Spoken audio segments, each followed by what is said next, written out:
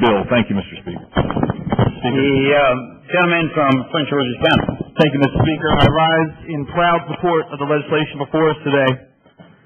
You know, I wish I had some special expertise or training that I might add something to this that hasn't already been said. If I were a constitutional lawyer, I might be able to quote some of the case law or some of the constitutional provisions that guarantee equal protection under the law. If I was a theologian, I might be able to explain why my faith tradition has been able to contextualize scriptures that clearly prohibit women from preaching, or how they've been able to contextualize scripture that deals with divorce, but is unable to have that same thoughtful view on homosexuality. I guess as a politician, I could quote some polls that show that America is moving on this issue, particularly younger Americans of both major political parties that believe this is, in fact, a civil right.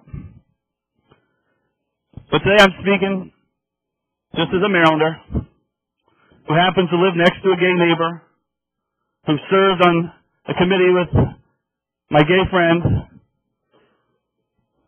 who's coached soccer, and successfully, I might add, with a gay parent, and I've prayed alongside gay parishioners. You know, 4 years ago, if we had gotten up on this floor, I might not be a green vote. But I've been convinced by all these people in my life that their families should have the exact same protections under the law as my family that I hold so dear. Some folks have suggested that if we pass this bill, it'll be an affront to marriage. And I understand that I don't agree, but I understand where people can come from.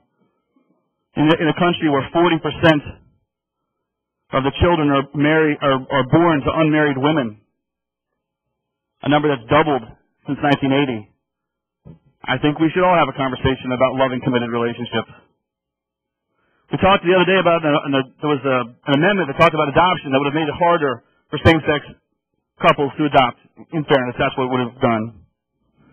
In my own life, one of our closest personal friends, a gay couple, live in Maryland, adopted not one but two foster children from the D.C. foster system, both who were born addicted to crack cocaine.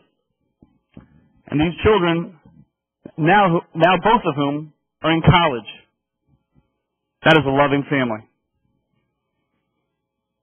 Now, the other day we also had another discussion about teaching homosexuality to kindergartners and a bunch of stuff like that. And I empathize. This is a difficult issue, and I know different families will talk about the issue differently. But I want to share an experience that happened with me. You know, I'm a father of a first grader and a kindergartner and a preschooler, and at any given moment, an infant. Keeping the phone on just in case. Hope it's not close. I'm kidding.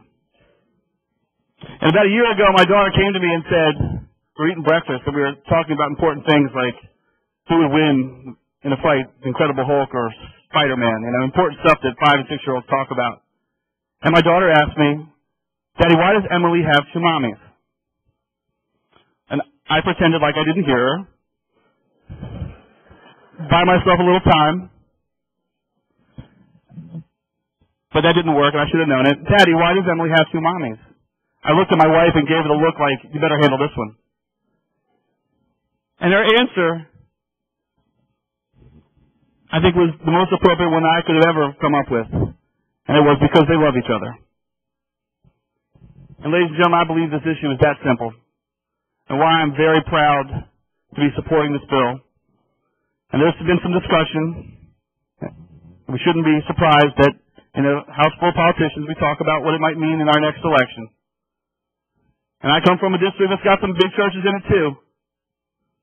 And if this cost me my election, then I'm proud to have supported such an important piece of legislation in going down. Thank you, Mr. Speaker. I urge my colleagues to vote green.